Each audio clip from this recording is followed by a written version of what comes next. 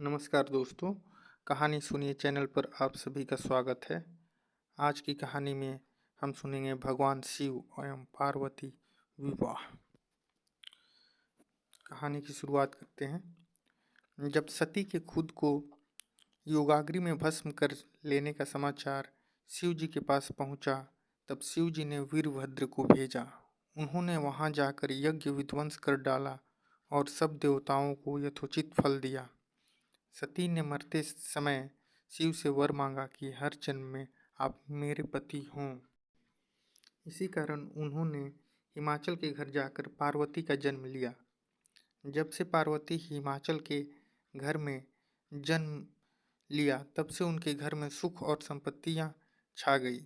पार्वती जी के आने से पर्वत शोभायमान हो गया। जब नारद जी ने यह सब समाचार सुने तो वे हिमाचल पहुँचे।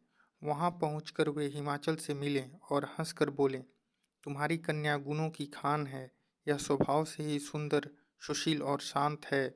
यह कन्या सुलक्षणों से संपन्न है। यह अपने पति को प्यारी होगी। अब इसमें जो दो चार अवगुण हैं वे भी सुन लो। गुणहीन, मानहीन, माता पिता विहीन, उदासीन, लापरवाह। इसका पति नंगा, योगी, जटाधारी और सांपों को गले में धारण करने वाला होगा। यह बात सुनकर पार्वती के माता पिता चिंतित हो गए। उन्होंने देवर्षि से इसका उपाय पूछा। तब नारद जी बोले, जो दोष मैंने बताए मेरे उन अनुमान से वे सभी शिव में हैं। अगर शिव जी के साथ विवाह हो जाए तो ये दोष गुण के समान ही हो जाएंगे। यदि तुम्हारी कन्या तप करे तो शिव जी ही इसकी किस्मत बदल सकते हैं। तब यह सुनकर पार्वती जी की माँ विचलित हो गईं। उन्होंने पार्वती के पिता से कहा, आप अनुकूल घर में ही अपनी पुत्री का विवाह कीजिएगा, क्योंकि पार्वती मुझे प्राणों से अधिक प्रिय है। पार्वती को देखकर माँ का गला भर आया। पार्वती ने अपनी माँ से कहा, माँ, मुझे एक ब्राह्मण ने सपने में कहा है कि जो नारद जी ने कहा है तू उसे सत्य समझकर जाकर तप कर। यह तप तेरे लिए दुखों का नाश करने वाला है। उसके बाद माता पिता को बड़ी खुशी से समझाकर पार्वती तप करने गई। पार्वती जी ने शिव को पति रूप में पाने के लिए तपस्या आरंभ की, लेकिन शिव को सांसारिक बंधनों में कदापि रुचि नहीं थी। इसलिए पार्वती जी ने अत्यंत कठोर तपस्या की ताकि शिव प्रसन्न होकर उनसे विवाह कर लें। अब सप्तर्षि सती की परीक्षा लेने आते हैं। सप्तर्षि ने पार्वती से जाकर पूछा, तुम किसके लिए इतना कठिन तप कर रही हो? तब पार्वती ने सकुचाते हुए कहा, आप लोग मेरी मूर्खता को सुनकर हंसेंगे।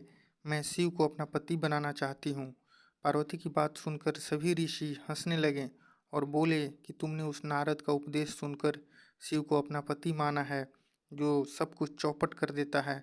उसकी बातों पर विश्वास करके तुम ऐसा पति चाहती हो जो स्वभाव से ही उदासीन, गुणहीन, निर्लज, बुरे वेश वाला, बिना घर बार वाला, नंगा और शरीर पर नागों को धारण करने वाला है। ऐसे वर के मिलने से कहो तुम्हें क्या सुख मिलेगा। अब हमारा कहा मानो।